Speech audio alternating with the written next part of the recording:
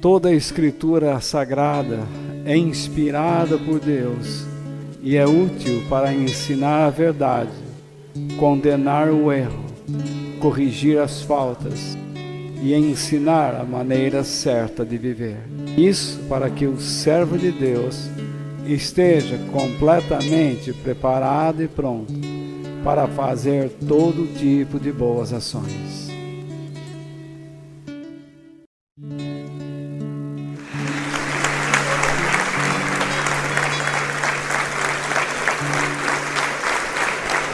Nesta noite, quero dar sequência pela 46ª semana, em Hebreus capítulo 11.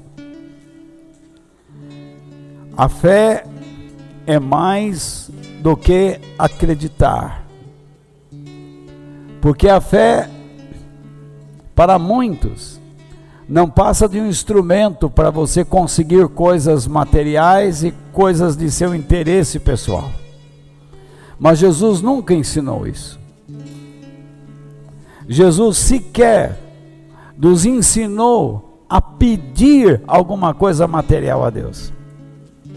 Pelo contrário, ele disse: busquem primeiramente o reino de Deus e o modo de vida que o agrada, e as demais coisas serão acrescentadas à sua vida.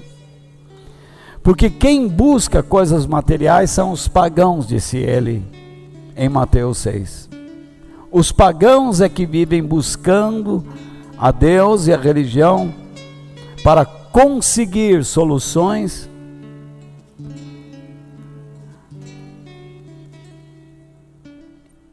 e coisas materiais. No verso 32 está a fé de Gideão mencionada no livro de Hebreus. E nesta noite eu quero falar com vocês sobre este tema. A batalha é do Senhor e nós lutamos por Ele. O que mais posso dizer, diz o autor de Hebreus. O tempo é pouco para falar de Gideão.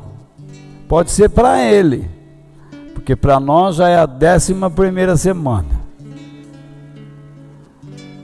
Então, nesta noite, eu quero mostrar para vocês algumas coisas. Mas antes de falar o que eu proponho mostrar, vocês se lembram que a semana passada Deus reduziu o exército de Gideão para 300 homens, de 32 mil para 300, para lutar contra 22 mil.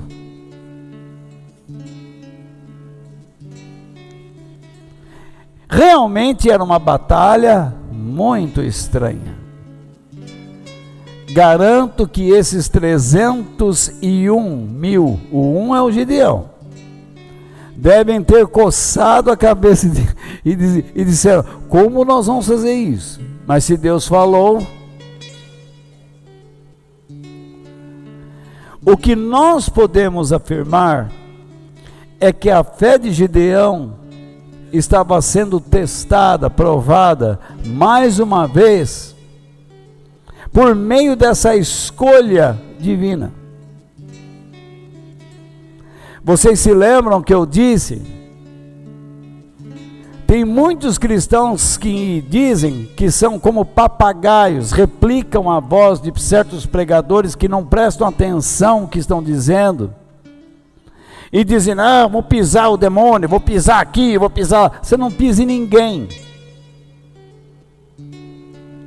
Enquanto você não aprender a lutar contra si mesmo. Mas Walter, então eu tenho que vencer todas as minhas falhas, não. Você tem que ter a disposição para ser humilde. E então o Senhor cresce na sua vida. Como disse João, o Batista, é necessário que eu diminua e que Cristo cresça. O inimigo nosso, Satanás e seus demônios, não tem nenhum medo de mim nem de você.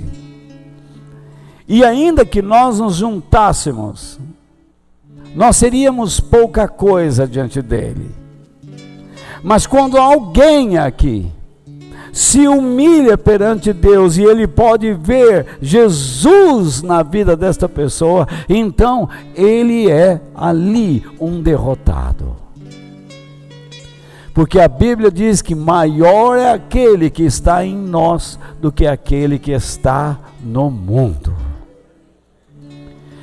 Nesta noite, veremos o seguinte. Primeiro, a fé bíblica, a fé verdadeira, sempre nos leva a confiarmos e a obedecermos a Deus.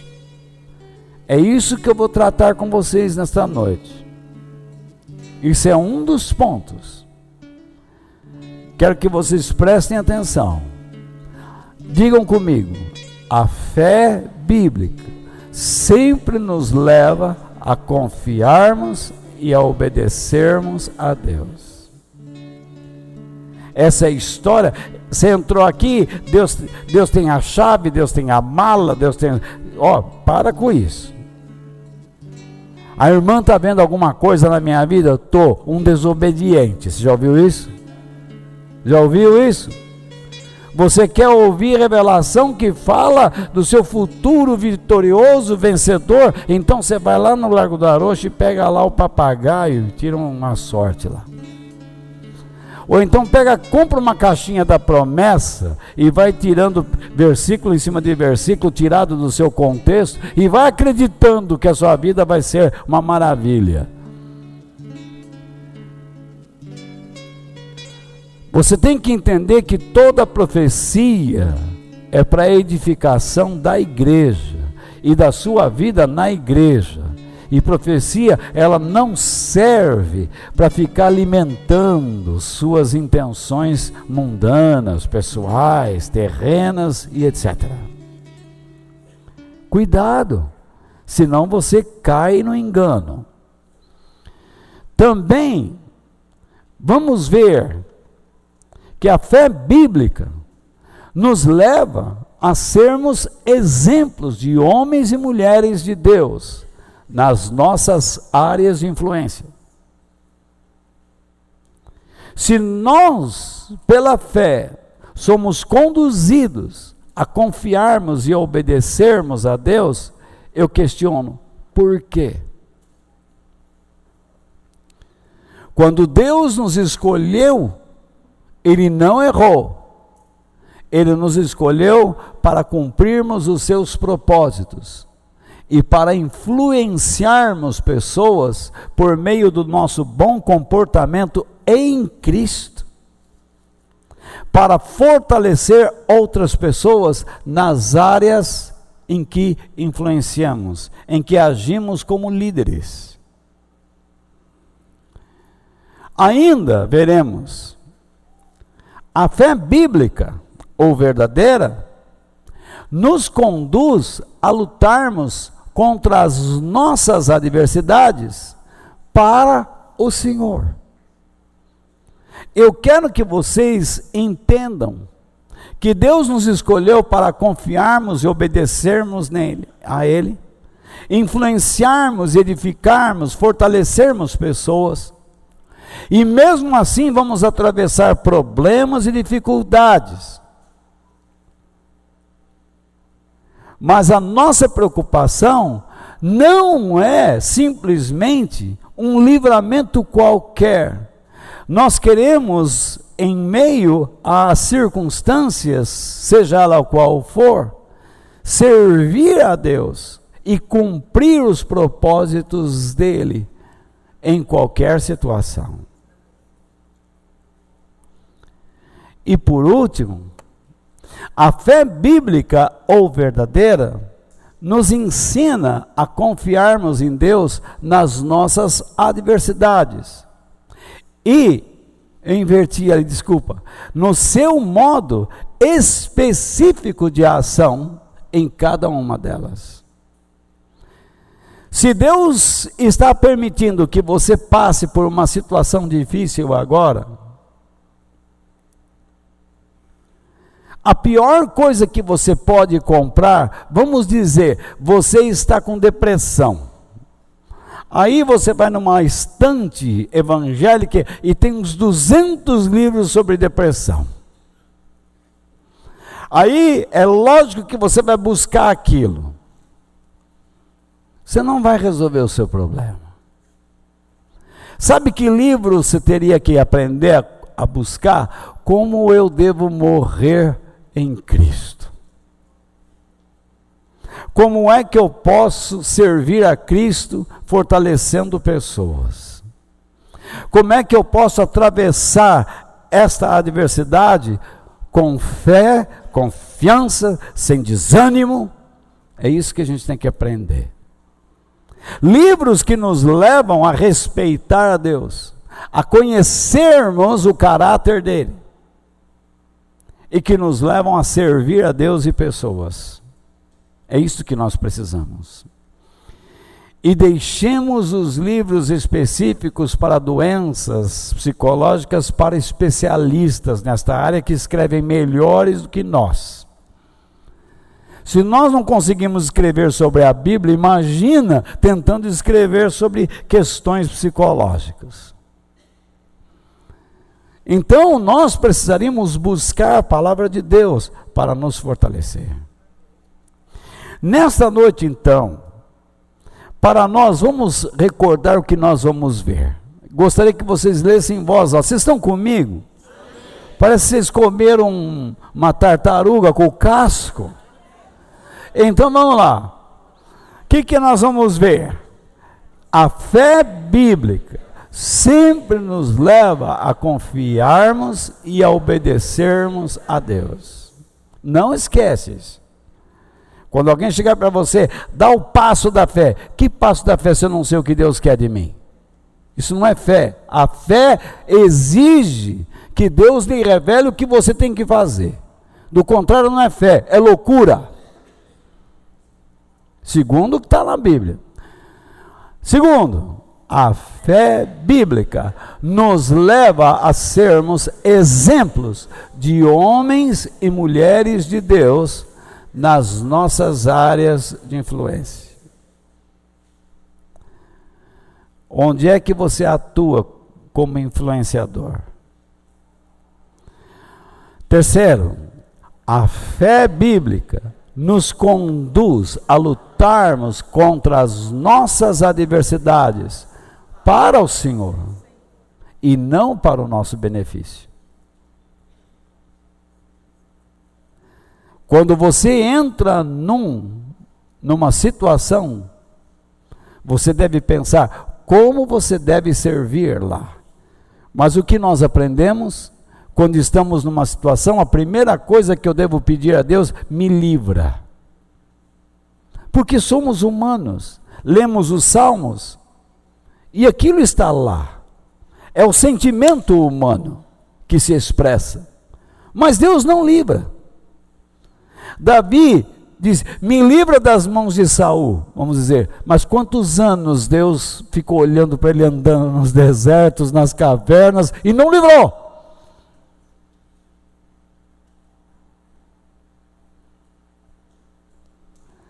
Então, meu amigo, toma muito cuidado. Em quarto lugar, a fé bíblica nos ensina a confiarmos em Deus nas nossas adversidades e no seu modo específico de ação em cada uma delas. Como é que Deus quer que eu haja? No que Ele quer que eu confie?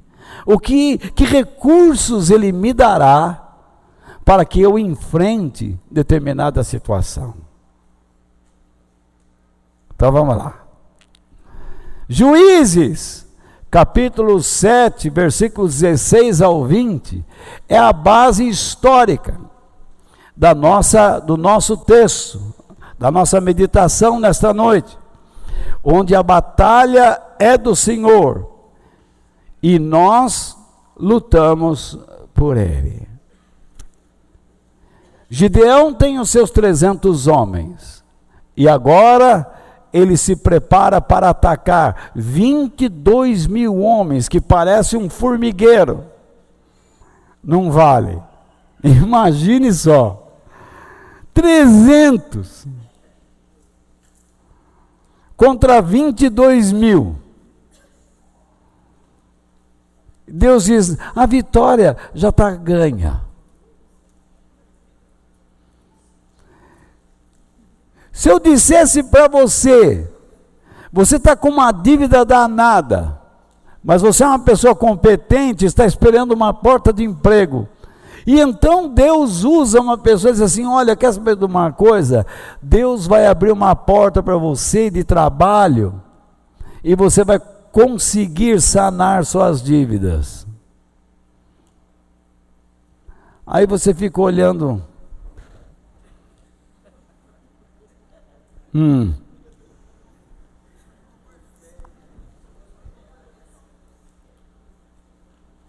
é muito fácil falar, não, eu vou ter fé. Olha para a sua vida essa semana. Os momentos em que você expressou essa fé maravilhosa. Em alguns momentos você conseguiu, noutros não. E assim temos que aprender. Porque não é fácil andar com Deus. Não é. Devido à nossa tendência pecaminosa. Não é fácil. Se alguém me disser que é fácil andar com Deus, me mostre o segredo. Porque não é. Então vamos lá. Gideão separou os 300 em 3 grupos. Quem são esses 300? Quem são os 300? Os guerreiros, soldados valentes. E deu a cada homem uma metralhadora, um canhão, um tanque de guerra. Não. Veja só, 300 homens para guerrear contra 22 mil e Gideão me aparece com a ideia de dar a cada homem o quê? Uma corneta de chifre. Um berrante. Uma trombeta. É o termo que mais eu vou usar, uma trombeta. E não é só isso. E ele vem com um jarro com uma tocha dentro.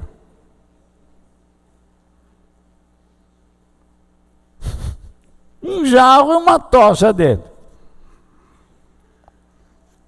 Aí, imagine só, cada um tem a sua espada. Mas você receber do líder essas coisas, e ainda ouvir dele assim, ó, olhem para mim, e quando eu chegar perto do acampamento inimigo, façam o que eu fizer. Alguém diz assim, será que ele vai dar no pé?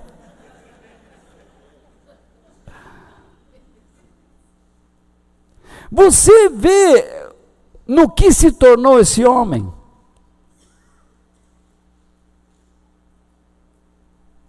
Em pouco tempo. Um homem que vivia escondido, agora chega assim, sabe com quem nós vamos lutar contra esses 22 mil? Com um chifre de carneiro, com um cântaro e uma tocha dentro.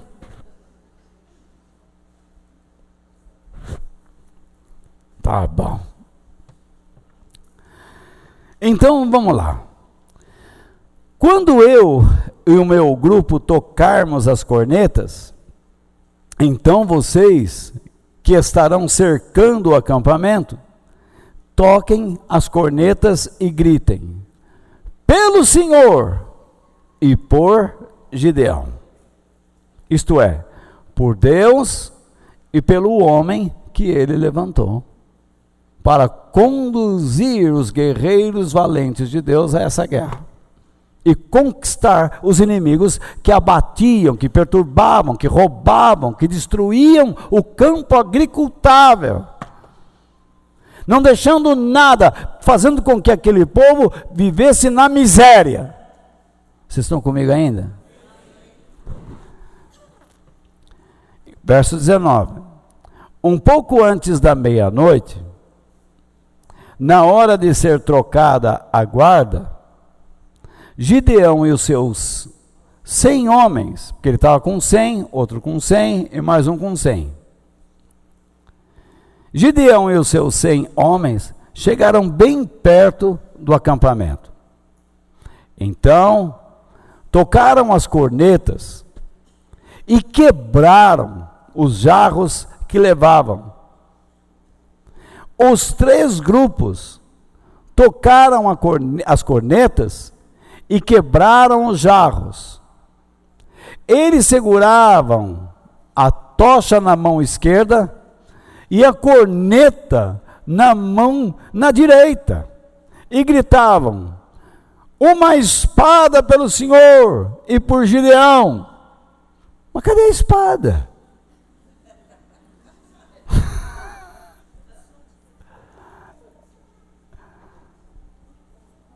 A espada estava embanhada aqui, mas eles estavam lá com a torneira, ó, com a corneta e a tocha. E na boca existia o grito: pelo Senhor e por Gideão. Eu já vi muita gente dizendo, pregando nesta passagem: irmãos, hoje à noite quero dizer para vocês que a batalha não é de vocês, é de Deus. Até aí está tudo certo. Vocês não se preocupem. Aí começa a periclitar. Que quando alguém chega para mim, a batalha é de Deus, e eu não tenho que fazer nada, eu começo a me sentir inseguro. Porque sempre que a batalha é de Deus, Deus diz para os seus filhos: vocês vão fazer alguma coisa. No caso de Gideão, imagina, um chifre, um cântaro, um jarro e uma tocha. Se você disser assim: volta, nós vamos invadir a Venezuela. Agora a Rússia está mandando uns caças aí, bombardeiro. E nós vamos invadir a Venezuela com uma vara de jacarandá, com um chapéu de cangaceiro e com uma botina de caboclo do interior de São Paulo, com uma calça pula-brejo riscada.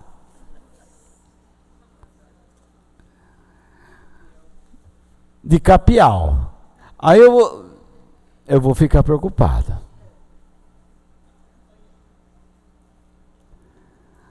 Qual é a estratégia que eu tenho que usar quando eu estou lidando com um marido inconsequente, uma mulher inconsequente, um filho inconsequente, com pais inconsequentes, com patrões ou empregados inconsequentes? Como é que eu vou ter que lidar com uma situação que eu não esperava?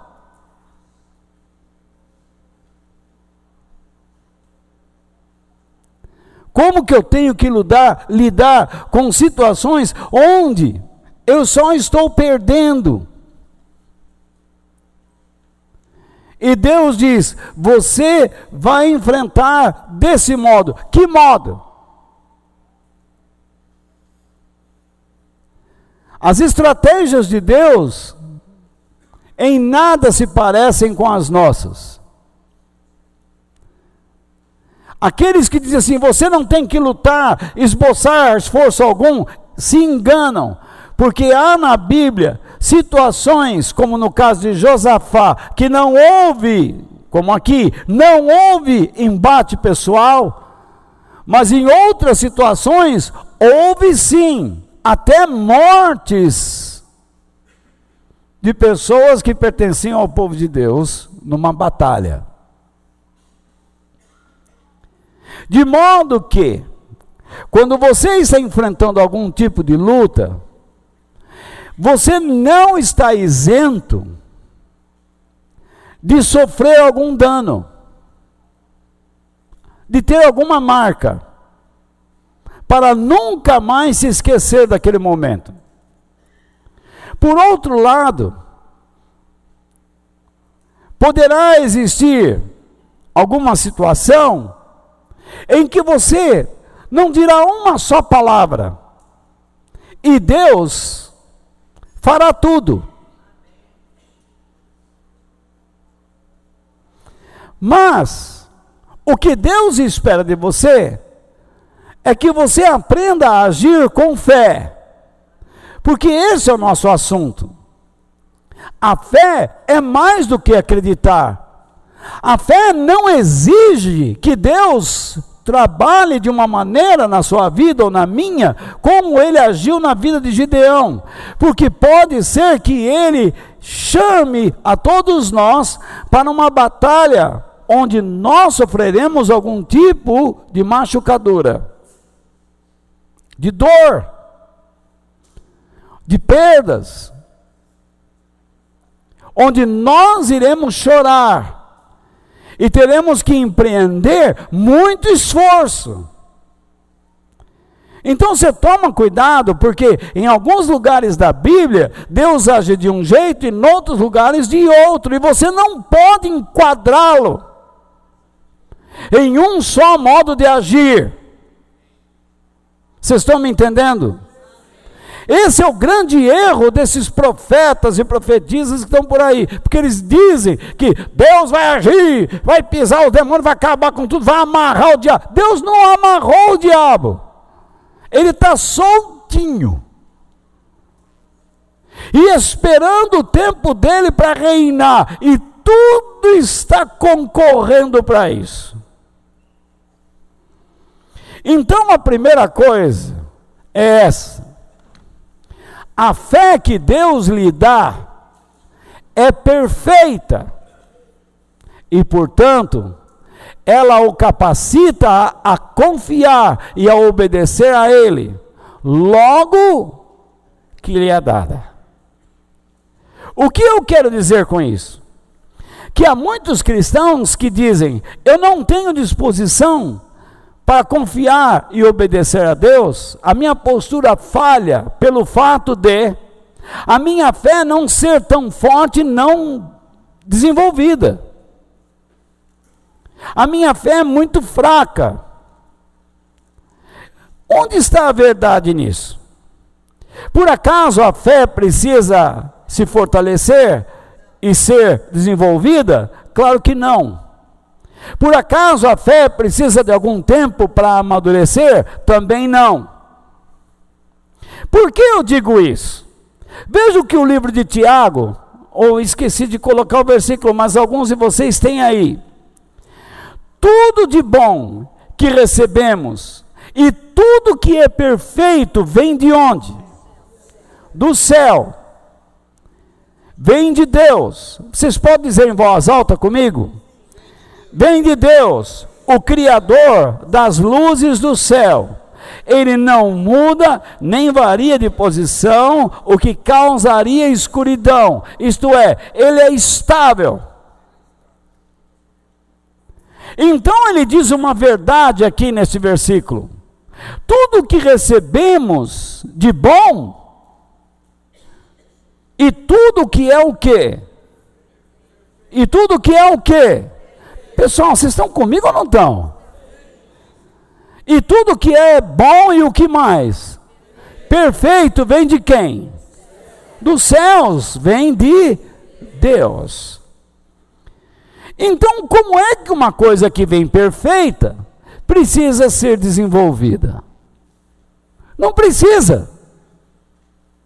Isso é uma ideia errada que está dentro da nossa mente. E vou explicar já já, não fica apavorado não. Que os crentes velhos ficam tudo apavorados. Ai meu Deus, você aprendeu errado, vai fazer o quê? Então, veja lá. Desde quando alguma coisa que é perfeito precisa amadurecer? Jesus, aos 12 anos de idade, estava respondendo as perguntas lá no templo e as pessoas ficaram maravilhadas. Não é isso? Porque não existia uma criança como aquela. Porque ele era perfeito. Jesus está aqui em espírito. E eu creio de todo o meu coração que ele está aqui. Porque ele ressuscitou e está aqui. Ele diz: onde estiverem 2 ou 3 reunidos em meu nome, eu estou no meio deles.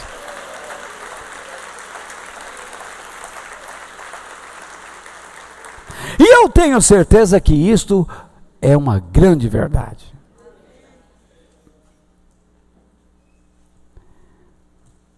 Então, eu não sei o que acontece com esse negócio. Eu fiz tudo aqui, mas parece que não fica. Eu não sei o que está acontecendo com esse meu programa aqui. Eu vou meter fogo nesse papo aqui. Então, veja lá. Aí veja só. O que precisa amadurecer? A nossa fé ou nós?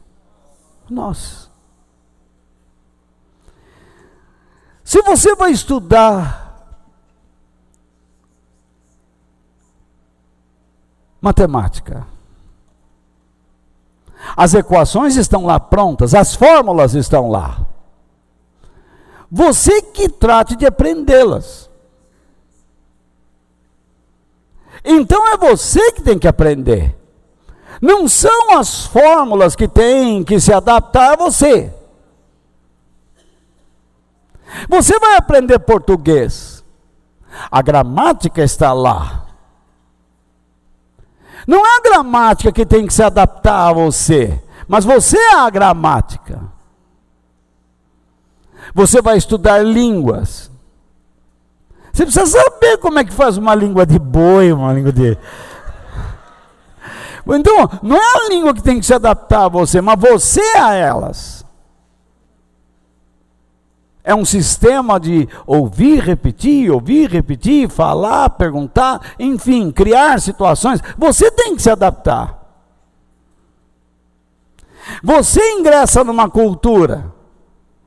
Você não pode querer mudar aquilo. Você tem que se adaptar àquilo. Se você tem certeza que Deus trouxe você para esta igreja, então você tem que ser humilde e dizer: o que é que eu vou aprender do Senhor aqui? É assim que funciona. Quando Deus nos dá a fé, esse pacote vem cheio, perfeito. Não vem pela metade. O Espírito Santo que habita em você, por acaso, tem que amadurecer, se desenvolver, crescer? Não! Sou eu que tenho que aprender a viver nele e a me submeter a ele e a obedecê-lo, conhecê-lo, conhecer o seu poder, o seu caráter, suas virtudes e tudo que ele pode fazer.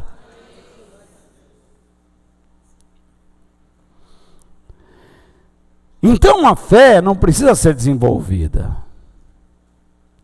É uma forma poética de dizer: desenvolvam a fé. Quando na verdade é: desenvolvam-se na fé.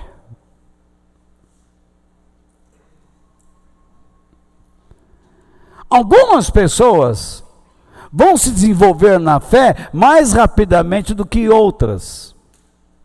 Por quê? Porque elas amam mais a Deus. Elas querem dar mais prazer a Deus do que outras. Algumas pessoas levam Deus mais a sério do que outras, e assim elas crescem na fé. E é bom que se saiba que esse crescimento na fé não é uma medição feita por metro ou polegadas, mas por qualidade. A gente nota quando uma pessoa está crescendo na fé, quando ela exibe uma qualidade. Isso tanto é verdade que Jesus disse, não foi uma vez só, mas ele disse, se a fé de vocês for do tamanho de um grão de mostarda, você dirá a este monte saia, você dirá a esta figueira seque. Se a fé de vocês tiver o valor de uma semente de mostarda, Deus não precisa dizer que as coisas dele são enormes, porque uma fagulha de Deus é suficiente para realizar o impossível. Se você e eu imaginássemos diante de quem nós estamos, se nós pudéssemos ver aquele que está presente aqui com os nossos olhos, nós derretiríamos.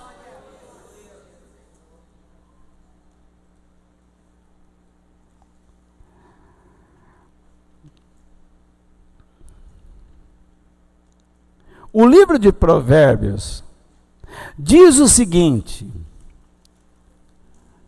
nos versículos 3 ao 5 de Provérbios 3 diz, não abandone a lealdade e a fidelidade, isso é, a fé. Guarde-as sempre bem gravadas no coração. Se você fizer isso, agradará tanto a Deus como aos seres humanos. E então ele diz, confie, tenha fé em Deus, no Senhor, de todo o coração, e não se apoie na própria inteligência. Deus não nos proíbe de pensarmos, mas Deus diz, tome cuidado com o que você pensa. Porque a vida do homem é dirigida pelo que ele pensa. E de repente você está fazendo planos à sua vida que não fazem parte do projeto de Deus para ela. Mas como é que eu sei isto? Pela qualidade da sua fé. Se você está se tornando uma pessoa mais temente, esse grãozinho de mostarda está realizando grande efeito em sua vida. Mas se você é uma pessoa que está mascarando a si mesma e se afastando de uma vida leal a Deus, como diz aqui, com certeza a sua fé não é verdadeira.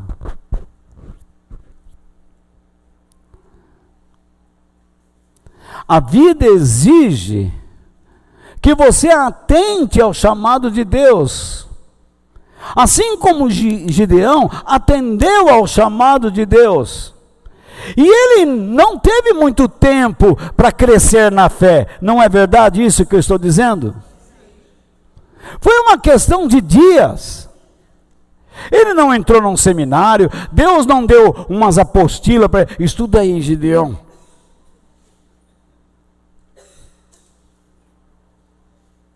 Sei lá se ele sabia ler. Mas Gideão creu naquilo que ele viu, nas palavras que ouviu.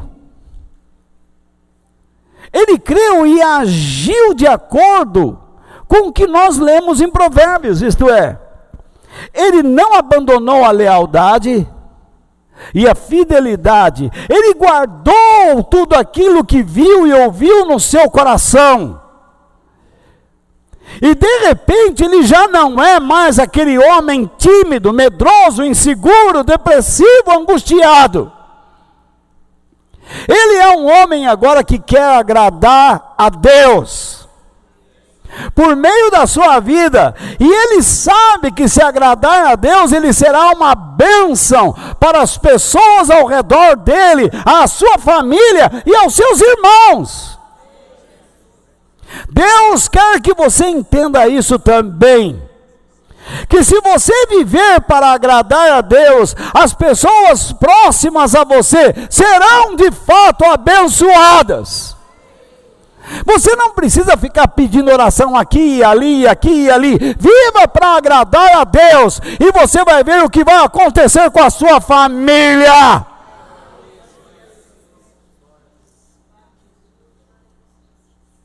Viva para agradar a Deus, e você vai ver o que Deus começa a revelar a você.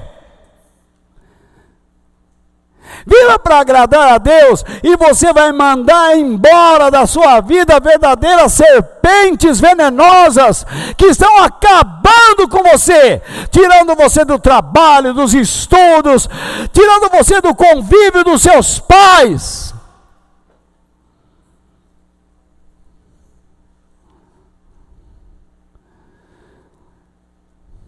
Verdadeiros morcegos chupadores de sangue, que estão sugando você, em vez de dar alguma coisa importante à sua vida.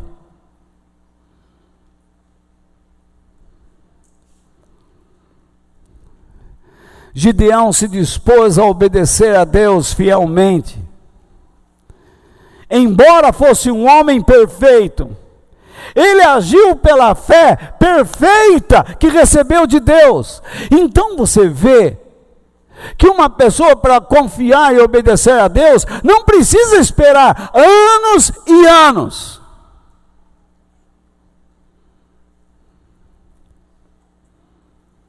Porque uma vez que nós sabemos que a fé que vem de Deus é perfeita, logo que você a recebe, você tem desejo de agradar a Deus, de ser fiel a Ele, de ser leal a Ele e de obedecê-lo.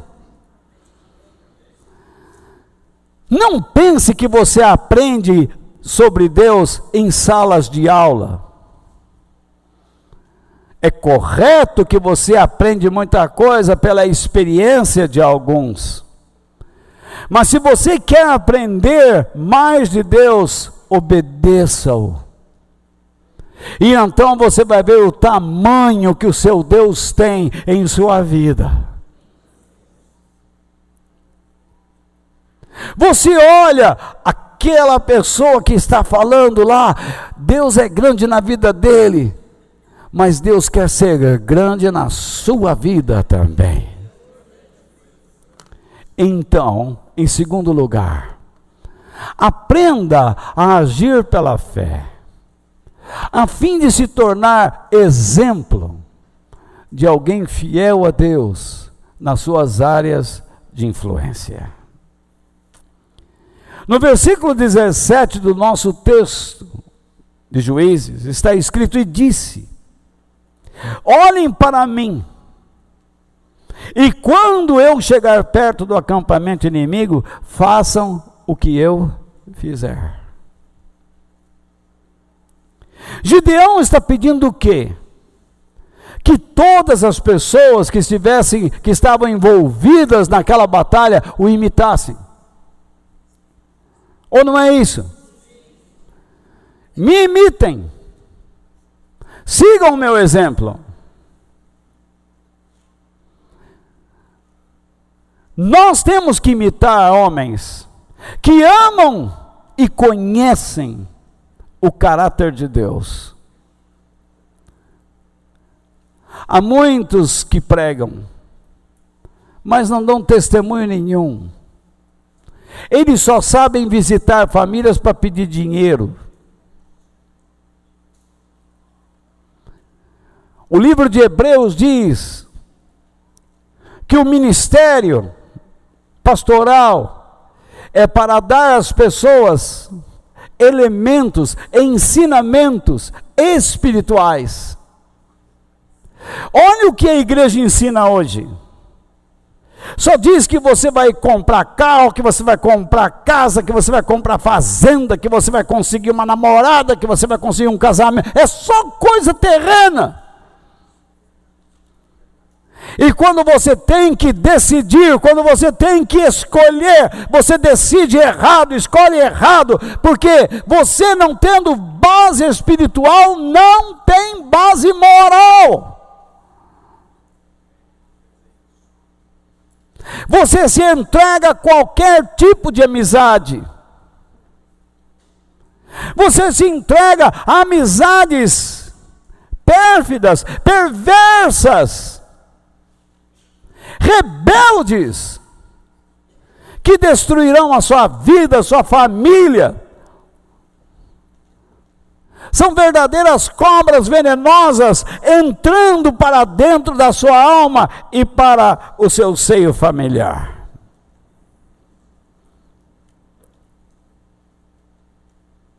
Eu quero usar o exemplo das palavras de Paulo ao seu discípulo Timóteo.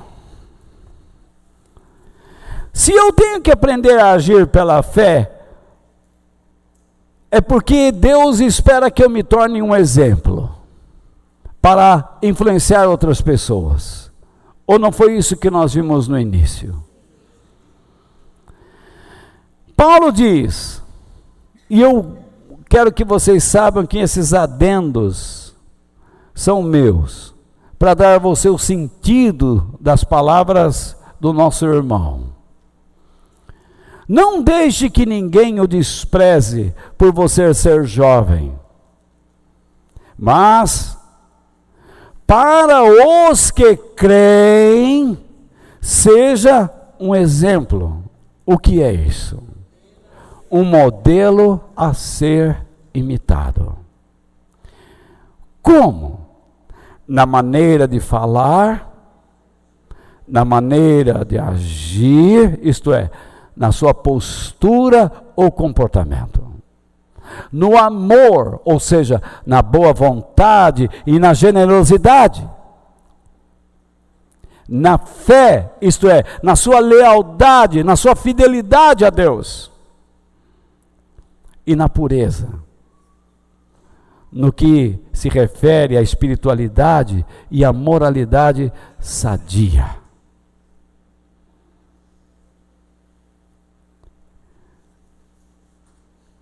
Quando Paulo diz aqui, seja um modelo para ser imitado.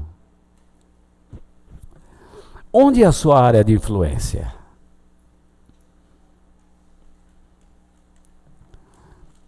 Você diz, mas eu não sou líder. Você que pensa que não é. Existe alguém agora, nesse momento da sua vida, te escutando os seus conselhos, abrindo o seu coração para você. Um exemplo, seu filho, sua filha, seu marido, sua esposa, seu pai, sua mãe, tua sogra, teu sogro, um parente, um amigo, um colega de trabalho ou de escola, alguém está ouvindo você. Se não está ainda ouvindo, ele está reparando.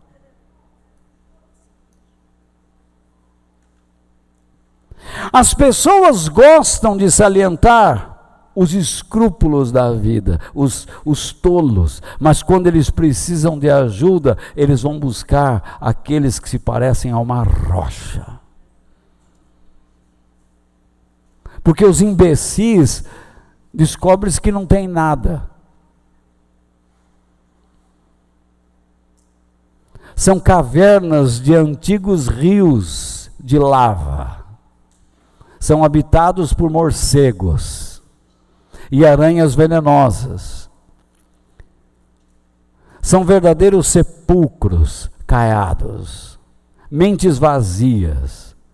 Mas quando se descobre alguém com a capacidade de transferir ideias concretas, valores, são estes que as pessoas buscam. Mas devo dizer que, infelizmente, tarde demais, na maioria dos casos. Vão buscar ajuda tarde demais. Deveriam estar buscando mais cedo. Mas enfim, alguém está te observando, alguém está te ouvindo, na sua área de influência. Talvez você esteja disposto a matar sua sogra. Vou arrebentar a véia para o meio. Mas Deus diz, não faça isso. Talvez você está querendo espancar o teu filho. E Deus diz, não é assim. Mas ele está aprontando demais comigo. Se ele está nesse pé, olha para trás. Alguma coisa você talvez fez de errado no caminho. Se não fez, pode acontecer dele não ter escutado o que você disse, mas agora ele é teu filho. Tenha paciência. Seja amigo dele. E eu vou dar as armas que você precisa para lutar contra isso. E agora você vai ter que preocupar-se com algumas coisas. Primeiro, você terá que comparecer perante ele, ou perante aquele que te ouve, ou aquele que te observa, como um modelo a ser imitado. Imitado no quê? No seu modo de falar. Todos nós erramos. Às vezes somos extravagantes na nossa maneira de falar.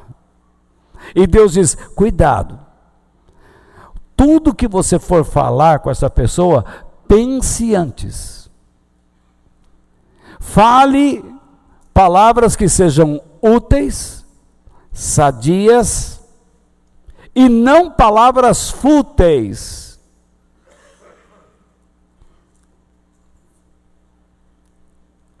Então, a nossa comunicação para com aqueles que estamos influenciando deve ser uma comunicação sadia, que construa alguma coisa na vida dessa pessoa. Você não pode chegar para o seu filho e simplesmente dizer assim, papai não gosta, mamãe não quer. Leve-o para dar uma volta, não importa o quanto ele vai entender ou não, mas fale.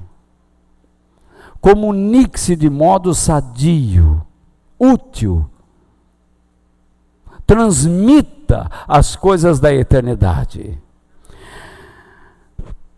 Eu dizia ontem,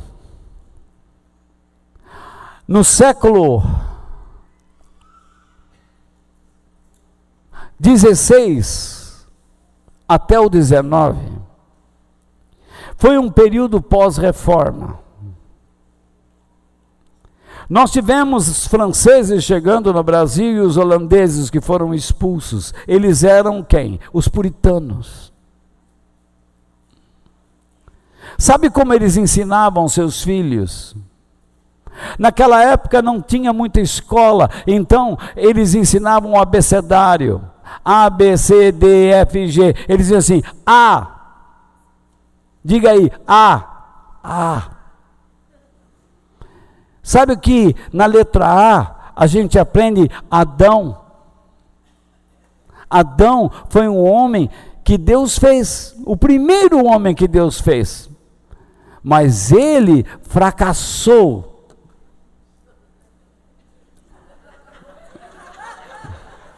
Atenção aí. Fiz nada. Então, Adão fracassou. A letra A também fala sobre anjos. São seres, nossos irmãos, que servem a Deus. Você pensa que as crianças não aprendem? Aí, nós temos que chegar lá, né?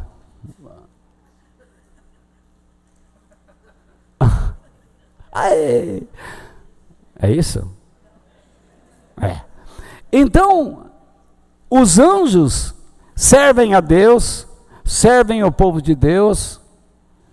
Nós somos chamados para servir a Deus e o seu povo. Desde cedo as crianças iam aprendendo.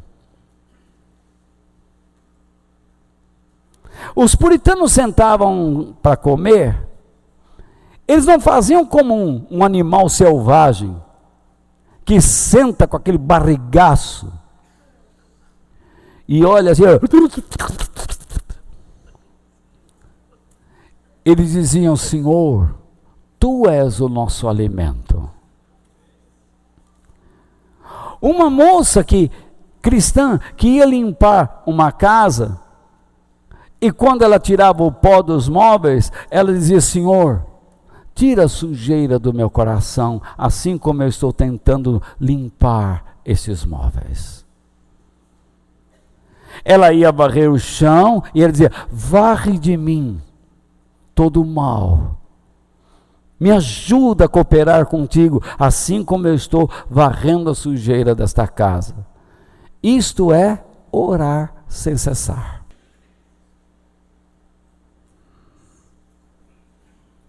Tome cuidado com a sua maneira de falar, sua maneira de agir. Cuidado com o seu estilo de vida, que abrange relacionamentos, negócios, decisões, vestimenta, leitura, lazer. Tome cuidado com o que você está assistindo na TV, lendo. Será que este é o momento para você ficar lendo Agatha Christie? Será que não é o momento para você aprender sobre o caráter de Deus, o que Ele quer fazer na sua vida? Será que você não precisa ouvir mais a palavra de Deus? Será que você só fica ouvindo alguém dizendo que você vai ser feliz, abençoado, e você nunca é? Você não precisa aprender como viver para Deus, como edificar pessoas, como construir nelas a imagem de Deus. Seja o exemplo na maneira de agir, seja o exemplo na maneira de amar. Não é fácil trabalhar com pessoas, eu sei que não é. Não é fácil desenvolver relacionamentos saudáveis. Você vai ver o que é andar junto com o Mário.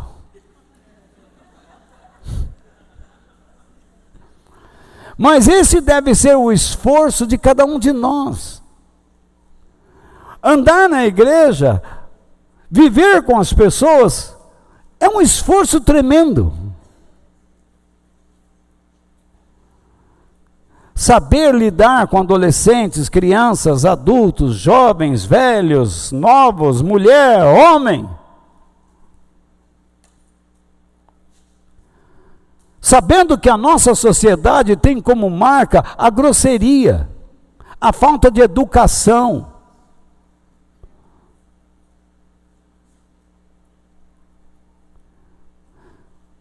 Você conversa com irmãos, você percebe que eles não têm um pingo de educação. Não se preocupe em ter. Isso é um mau exemplo. Tem gente que, irmão, que gosta de ir para cima e sai de lado. Opa!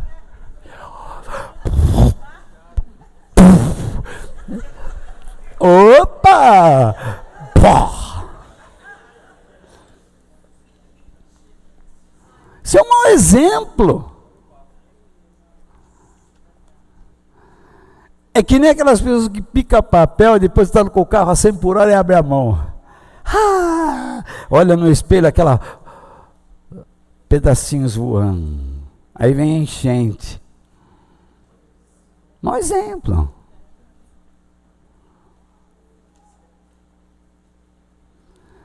Uns ficam lá no cantinho falando mal dos outros, edificando o quê? Mau exemplo.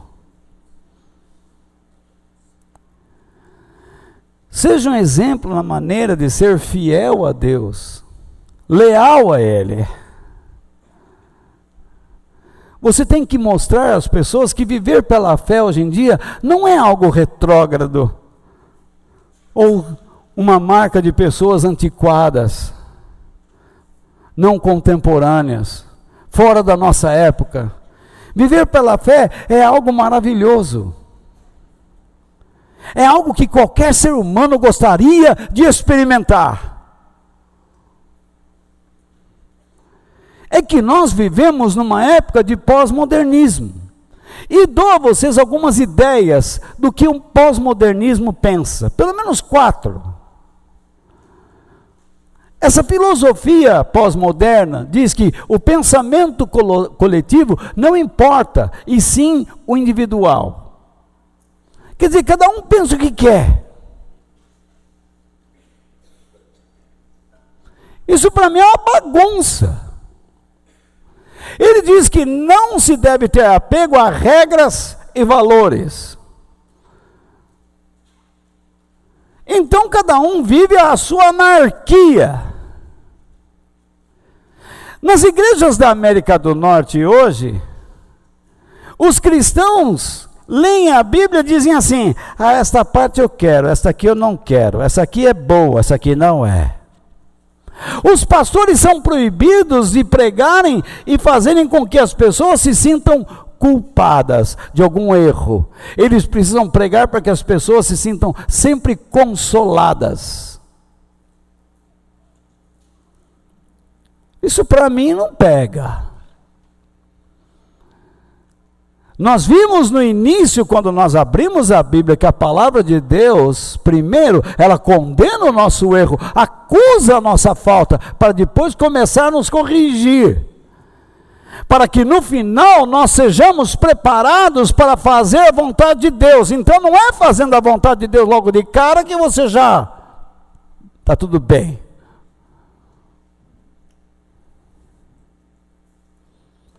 Diz ainda que a pluralidade ou mistura cultural é o melhor caminho para os povos. Por isso é que você está vendo essa bagunça que esses governos estão fazendo. Alguns países da Europa começaram a expulsar de suas terras aqueles que eles chamaram para entrar.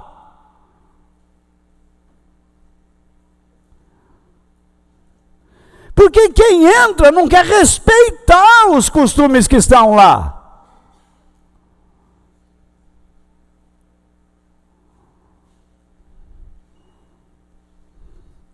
Eu vou entender que a cultura quem inventou foi o ser humano, mas ela existe e ela causa um certo respeito, certas limitações, para que nós não façamos do lugar em que estamos uma bagunça.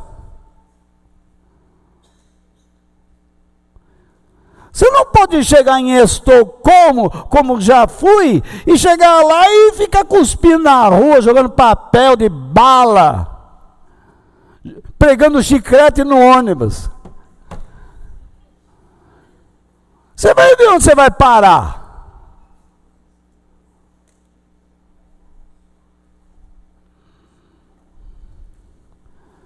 Você vai em Oslo, na Noruega, você vê aquela maravilha, aquelas casas daquele modelo maravilhoso, e de repente você chega lá e começa a quebrar as plantinhas. Ah, vou levar essa plantinha para casa. Que nem quando põe planta aqui, você chega aqui e mete a mão, essa aqui é minha. Faça isso, você vai ver onde você vai parar. Tem aqueles irmãos que entram na sua casa, já vai abrindo geladeira. Não é assim? Deixa comigo, vai lá e abre, pega água, vê se tem guardado. Não tem guaraná aqui.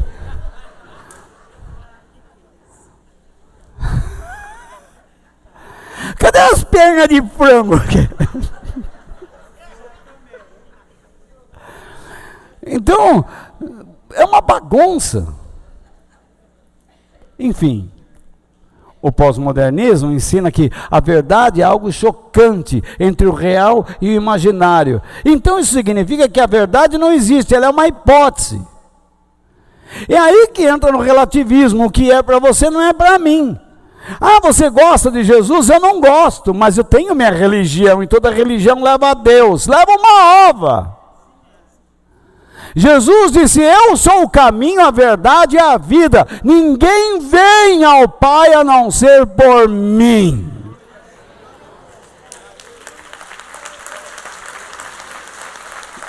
Isso é uma verdade.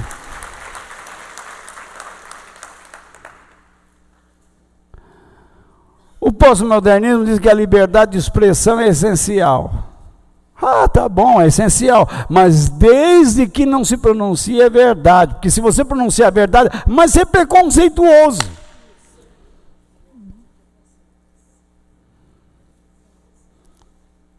Se você falar que Deus quer curar o homossexual, ele dizer, isso é preconceito da igreja. Se você falar que Deus quer tirar uma prostituta daquela vida porque ele não gosta, isso é preconceito da igreja.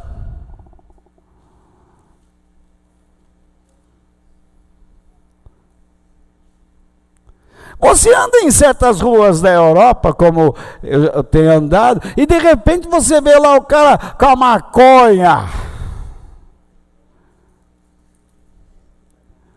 Um homem beijando um homem na sua frente, andando lindamente.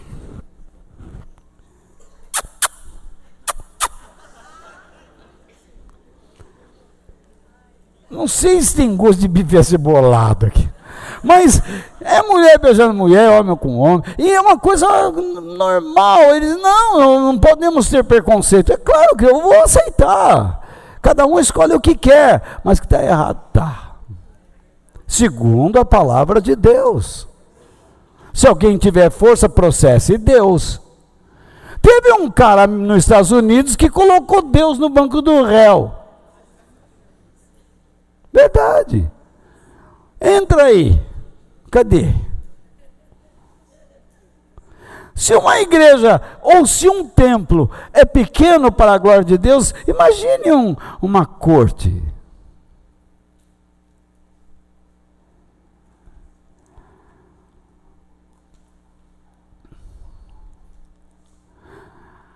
Deus espera que você mostre na sua pureza um modelo de vida. Um cristão puro não é um cristão dado ao fanatismo, mas é uma pessoa zelosa. Aquilo ao que ele vê, aquilo que ele ouve e aquilo que lê. Você tem que ter zelo. Jesus disse que os olhos são o quê? A lâmpada do corpo. Mas ele também diz que você pode encher sua vida com tanto lixo, que de repente que aquilo que você joga para fora é algo muito ruim. Essa questão de ser um exemplo pode parecer algo chato, inconveniente, mas é o que Deus quer. Em terceiro lugar, tudo que lhe acontece não é por acaso. Porém, eu estava falando outra coisa e não mudei a palavra ali, me desculpe. Encare essas situações para o Senhor. Correto? Tudo que acontece a você não é por acaso. É pela vontade de Deus. Veja o que o apóstolo Paulo diz. Eu nem vou ler o texto aí, mas Gideão está numa luta por ordem de quem? De Deus. Não é por causa dele. Foi Deus que o colocou lá. Você diz assim: ah, eu estou enfrentando uma luta, Walter, tremenda. Ué, foi Deus que colocou você aí. Isso não aconteceria se Deus não o tivesse colocado. Você vai se lembrar muito bem das palavras do apóstolo Paulo, quando ele diz lá em Romanos 8: pois sabemos que todas as coisas trabalham juntas para o bem daqueles que amam a Deus. Não é qualquer pessoa, é daqueles que amam a Deus. Quem não ama a Deus só vive amargurado, só vive reclamando. Quem ama a Deus tem a perspectiva de Deus, tem a visão de Deus, reconhece Deus em todos os seus caminhos. Quem são essas pessoas que amam a Deus, segundo o apóstolo Paulo? Aqueles a quem ele chamou de acordo com o seu plano. Então, como é que alguém pode chegar assim e dizer para você: os seus planos não podem morrer, meu irmão? Quem quer construir sua vida sobre os seus sonhos? Que seus sonhos é? Deus não chamou a minha vida para que eu ande em cima dos meus sonhos. Deus me chamou para que eu cumpra os seus planos. Coisa essa que eu não me preocupava antes de ter conhecido a Jesus. Eu só queria fazer o que eu queria, cumprir os meus desejos, andar atrás das minhas ansiedades, dos meus anseios, mas agora eu estou com os olhos abertos para procurar o que Deus quer de mim.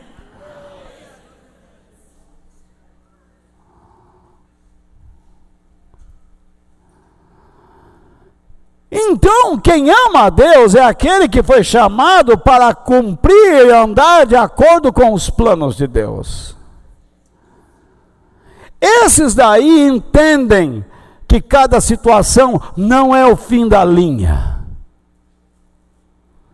mas é mais uma situação onde você vai aprender a lutar para o Senhor, para que Ele realize os seus propósitos. Você diz assim: olha, Walter, agora lá onde eu trabalho, na minha frente tem uma trinca de demônios. E daí? Quem você é? Você não é filho do rei? Você não é uma pessoa em quem o Espírito Santo habita? Você não crê nesse livro como a palavra de Deus? Você não ama a igreja do Senhor? Você não tem o chamado de Deus? Portanto, aquele que é do Senhor, o maligno, não lhe toca. Para de ter medo.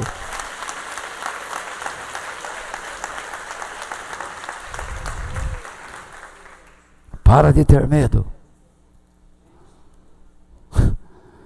Você fica aí: ai, oi, dona Maria, tudo bem? Ai, a trinca está lá. Ainda a oração Deus não respondeu para expulsar eles, viu, dona Maria? Mas continua na oração aí. É mais fácil Deus arrancar você lá e deixar você passar fome desempregado, para você aprender a andar direito.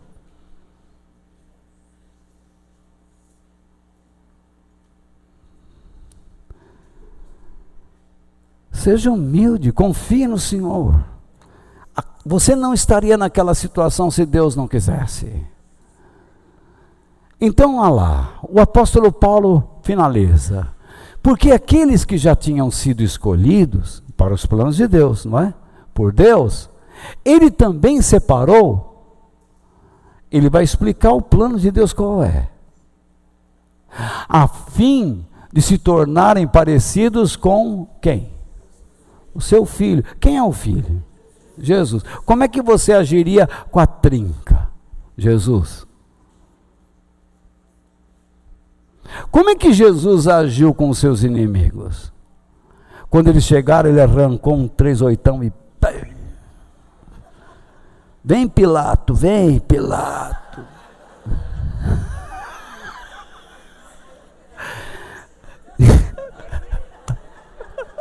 De forma nenhuma. Ele era como uma ovelha.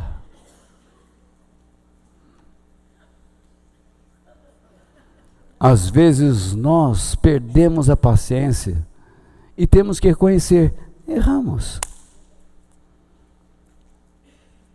Como é que você vai agir com o seu inimigo? Por que você tem medo? Se você praticar as coisas de Deus, o modo como Deus quer, Deus te deu o quê? Para lutar contra os seus inimigos. Uma trombeta,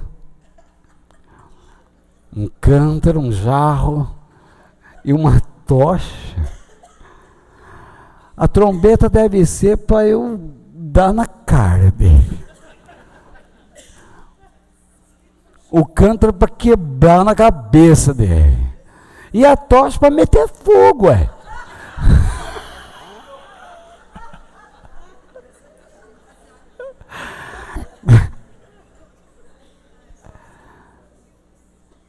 Qual é a razão de nós procurarmos ser bons exemplos? Nos parecermos com Cristo. Se você age como uma pessoa insegura, como uma criança, você vai continuar tendo a mesma experiência de que você tem medo. Até aprender. Como é que o professor ensina uma criança? Você não aprendeu a fazer a cedilha? Você escreve passarinho com o quê? Ou então, você não aprendeu que passarinho é com 2 S? Você escreve passarinho com cedilha? Então você vai escrever 100 vezes passarinho.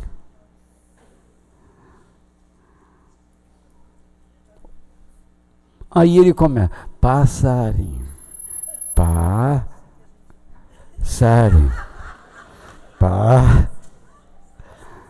três não, paga, passarinho.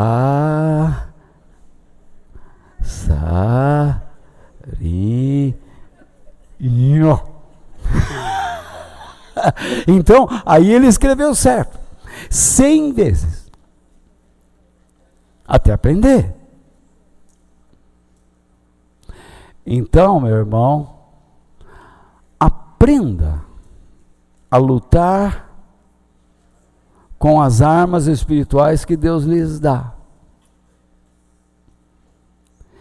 Gideão separou 300 em 3 grupos e deu a cada homem uma corneta de chifre de carneiro.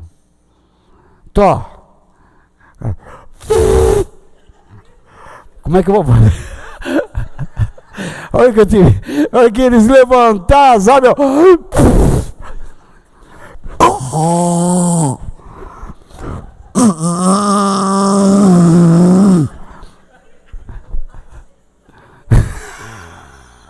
Você imaginou a situação? Treina aí, bocadura aí.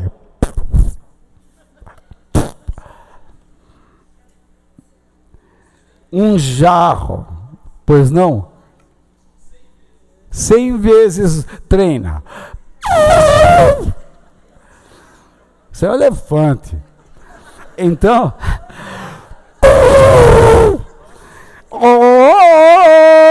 aí é a Tarzan.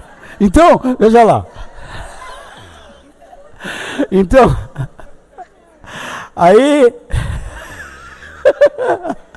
você vê, uma corneta de chifre de carneiro, um jarro, aranha, e uma tocha dentro. Coisa estranha. Muito bem. Essas coisas que Gideão lhes deu tinham um significado. Simbolizava alguma coisa. Justamente aquilo que o povo havia abandonado. Lembra que nós tratamos que o povo estava próspero e depois Eles se acomodaram. É assim que acontece. Você chega aqui e diz, puxa, eu estou aprendendo tanto, mas daqui a pouco você começa assim, não aguento mais. Aí você namora e beija, beijinho aqui, beijinho ali, e aqui, e ali. Aí depois casa, o beijo vai até na subida, e para. Aí começa aquela coisa, você não gosta mais de mim? Gosto sim. Você não me dá mais nenhum beijo? Então vai. Aí,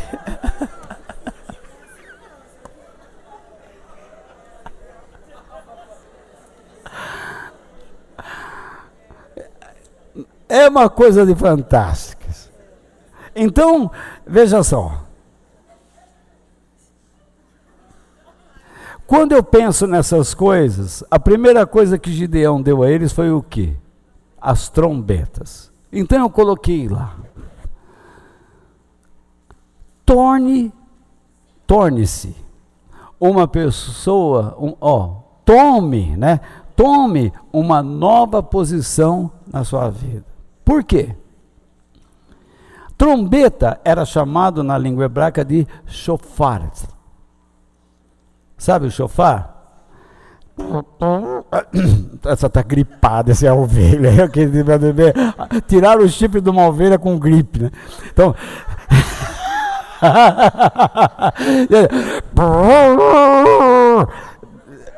Isso é ovelha também, isso é chifre de, né, de tartarana. Então veja bem. Aí ele toca a trombeta. O que significa isso? O que significa o toque da trombeta? Um chamamento, um ajuntamento, um novo tempo. Alguém está anunciando que alguma coisa nova está chegando, que o tempo do maligno está acabando e que está chegando o reino de Deus. Antes de Jesus voltar, a trombeta vai soar no céu. E então todos os anjos vão parar e dizer, é agora, vamos nos preparar para receber a igreja do Senhor. Então lá no céu,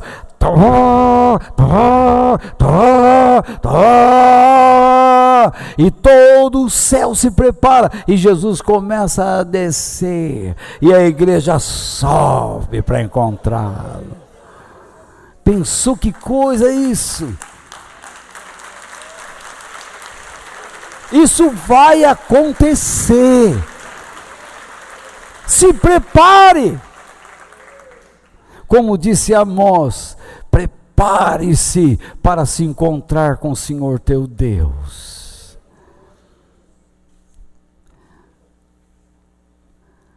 A trombeta tem que soar dentro de nós, para dizer, Walter, chegou o fim dessa área obscura da sua vida, o Senhor quer tomar conta disso. Agora você tem que entregar nas mãos dele isso.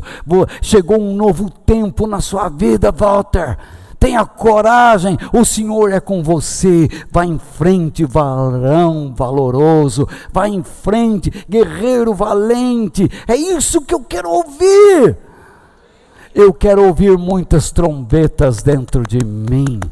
Eu quero que esta igreja ouça muitas trombetas. Eu quero que as minhas pregações sejam como sons de trombetas que levem vocês a tomar novos posicionamentos no Senhor. O cântaro, os cântaros vazios, representam o quê?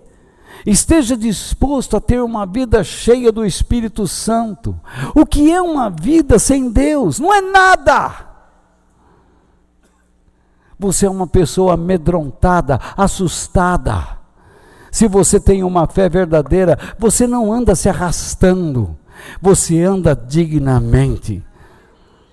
Você vai ter depressão, mas você as enfrenta. Você vai ter enfermidades, mas você não desiste.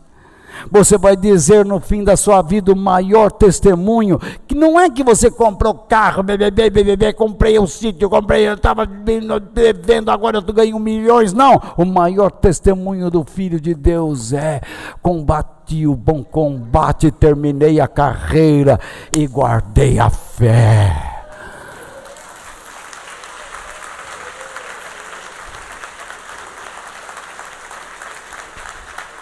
Você é o templo do Espírito Santo. O cântaro tem que quebrar, tem que morrer para si mesmo. É isso que é o cântaro.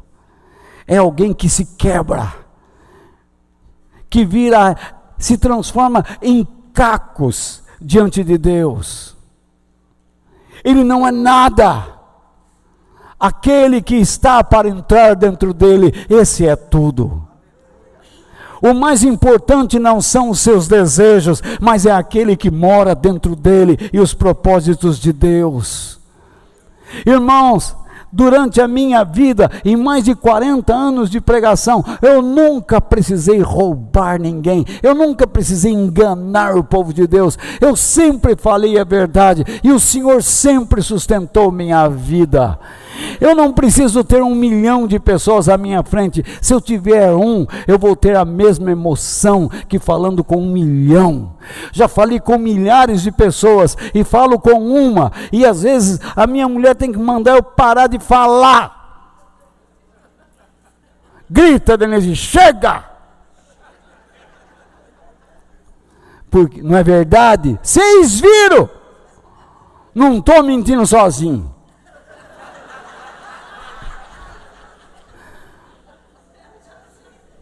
Ela fala: para, você fala demais, homem. Mas eu tenho um fogo dentro de mim que não se apaga. Há anos este fogo está lá queimando. Há anos esta sarça queima. E eu sei quem é.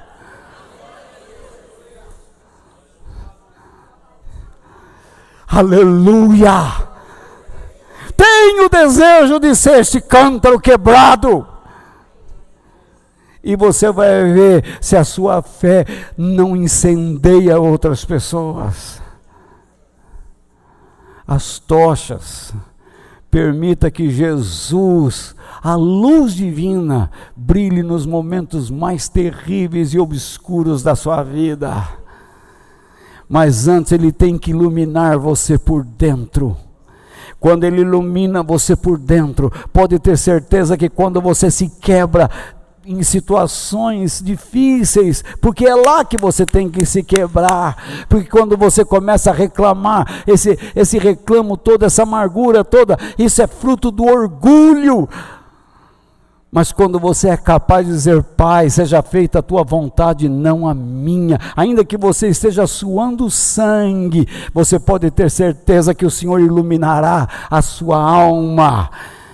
Muitos desejarão ver a luz do Senhor, muitos odiarão esta luz, mas é certo que esta luz, Jesus é a luz do mundo, Ele é sempre a luz eterna e ninguém conseguirá apagá-la. Ninguém.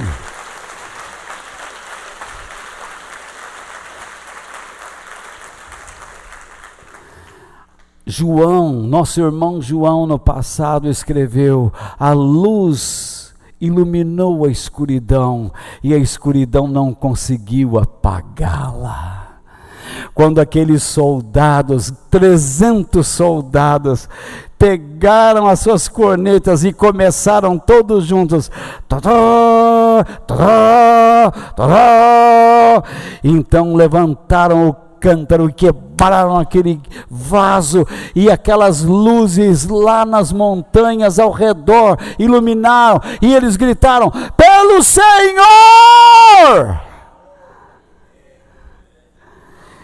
Deus ficou feliz, e então Deus mandou seus anjos, ou sei lá o que ele fez.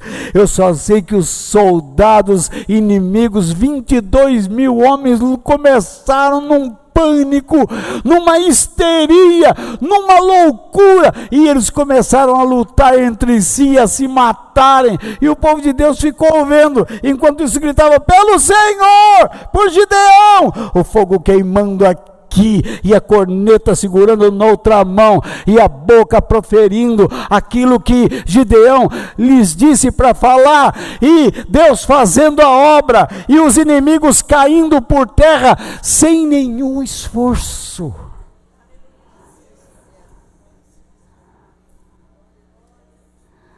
É maravilhoso servir a Deus. Eu já contei isso a você, mas quero terminar com essa experiência. Alguns pastores me cercaram para me bater, porque falaram, você fala arrogante, não sei o que, bebê. Eu falo, não, eu só estou falando a verdade, você vai apanhar.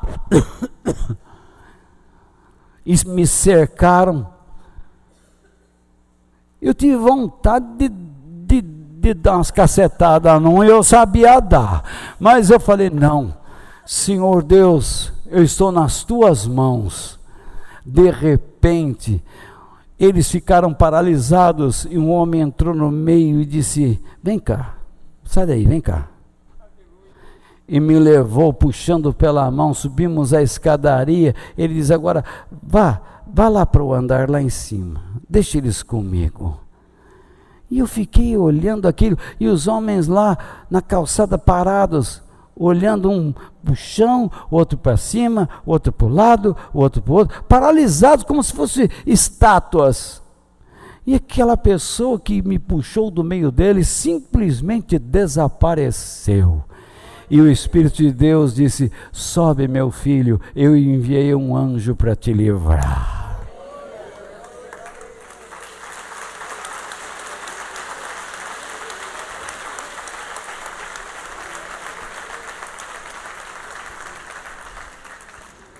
Quando eu estava morrendo de encefalite no hospital Emílio Ribas, e o médico saiu da sala correndo para fazer os exames, e então, naquele ínterim, eu deitado ali, uma luz entrou naquele ambiente, e a voz do Senhor me disse, filho, levante-se, vá com a sua família no corredor e espere pelo médico, você já está bem, eu estou te curando. Eu não pedi cura, não pedi nada, eu não tinha noção de nada, a dor era terrível, estava acabando com o meu cérebro, ele estava inflamado, a dor estava me matando, e de repente, um sossego, e a voz, levante-se filho, vai lá para o corredor, vai com a sua família, vai com seu pai, sua mãe, você não tem mais nada. Eu simplesmente levantei, abri a porta e saí e fiquei lá. E o médico veio com a folha, era um japonês pequenininho, e ele veio, pequenininho, e veio. E ele veio correndo, pequenininho, e veio.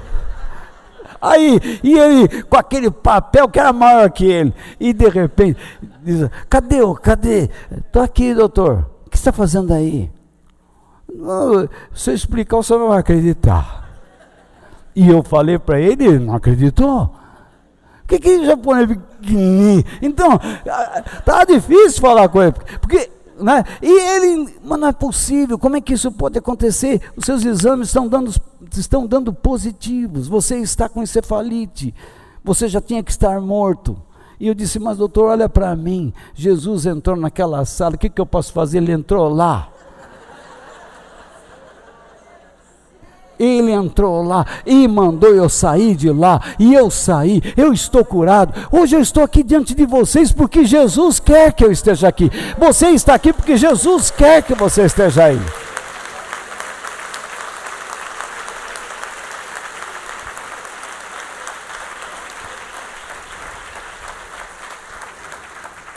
Lembre-se, meu irmão, você está onde está porque Deus quer que você esteja lá. Então, aprenda, pegue essas coisas que você recebeu pela internet, leia isso de novo. Se alguma coisa hoje falou com você, nessas folhas que vocês receberam, no seu smartphone, leia de novo, marca aquilo, diz, amanhã eu vou ler isso de novo, vou ler agora antes de dormir, e vá para a cama. e deixa a palavra de Deus entrar em você, tomar conta da sua alma, deixa isso entrar na sua mente, deixa o Senhor tomar conta do seu coração.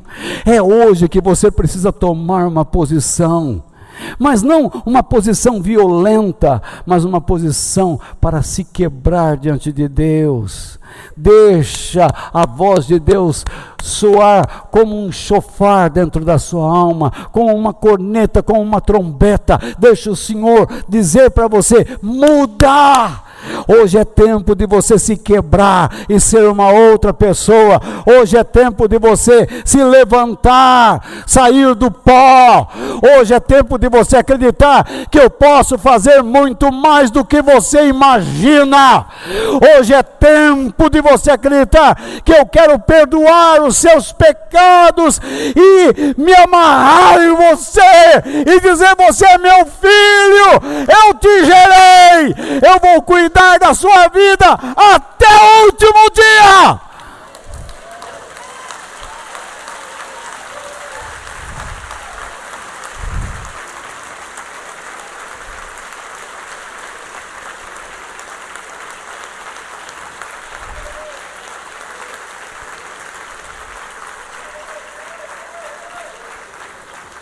Você diz: Walter, eu estou passando uma situação difícil, eu tinha coisas e estou perdendo, eu era uma pessoa mais abastada, hoje eu estou limitada. O que eu lhe digo? Eu não vou lhe dar promessas falsas, eu vou dizer a você: obedeça a Deus, haja com dignidade, seja um exemplo de homem ou de mulher de Deus na situação em que você está. Busque o reino de Deus, busque o governo de Deus, viva uma vida que agrade a Deus, e pode ter certeza que aquilo que você precisa, Deus lhe dará.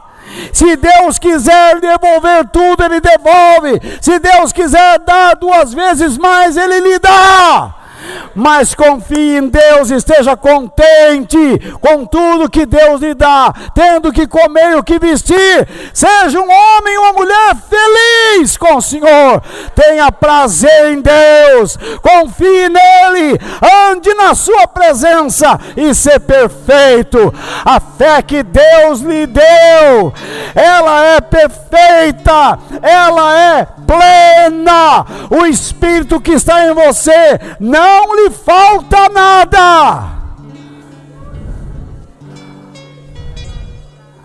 Se hoje você ouvir a voz de Deus, não endureça a tua cerviz, não seja orgulhoso, seja uma pessoa quebrantada. Quebra este vaso, Senhor, quebra este vaso, Senhor, e deixa a tua luz fluir. Mostra a glória de Deus onde você estiver. Preocupe-se em construir a vida de Deus em você, nos seus filhos, no seu marido, na sua esposa, nas suas áreas de influência. Não tenha medo! Não tenha medo! O Senhor é o meu pastor e nada me faltará. Ainda que eu ande pelo vale da sombra da morte, não temerei mal algum, porque tu estás comigo. A tua vara e o teu cajado me consolam, me protegem, pois este é o Senhor que nos chamou e sustenta as nossas vidas e continuará sustentando todas as nossas vidas até o último dia, para a glória, para o esplendor, para a beleza, para a grandeza de Deus.